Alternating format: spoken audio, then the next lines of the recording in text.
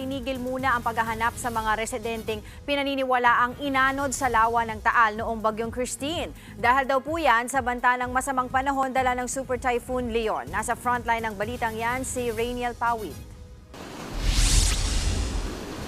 Galit na galit ang bawat hampas ng alon sa Taal Lake. Nananatili ring mataas ang tubig sa lawa. Kaya naman itinigil muna ang paghahanap sa 6 na magkakaanak na landslide at inanod sa lawa sa bahagi ng Balete, Batangas.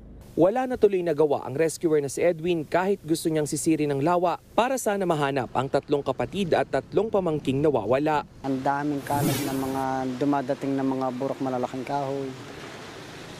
Nagiging problema din ng mga bangkero sa pag-iikot dahil talagang hindi ka maaaring magpatuloy ng takbo dahil pwedeng masira yung bangka.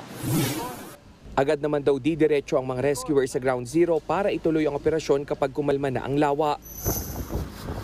Isang araw bago suspindihin ang search operations, maghapong ginalugad ng ilang rescue teams ang Taal Lake. Ngayon nga ay sinama ng Philippine Marines itong ating team para dito sa kanilang monitoring sa mga karatig na lugar nitong Sitio Sitin. At hinahanap nga at namamag-asa na makita dito yung katawan ng 6 pa na hinahanap nating mga kapatid. Bukod sa 6 na inanod sa Balete, may isa ring batang taga-Agoncillo ang pinaniniwalaang natangay sa lawa. Kaya nagtutulungan na ang pamahalaan ng Agoncillo at Balete sa water search operation. Ang ilang residente ng Balete nag-prayer vigil sa gilid ng Taal Lake para mabilis na makita ang mga nawawala.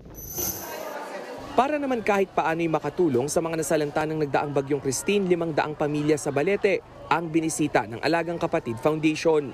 Binigyan sila ng groceries, tinapay at ready-cooked meals.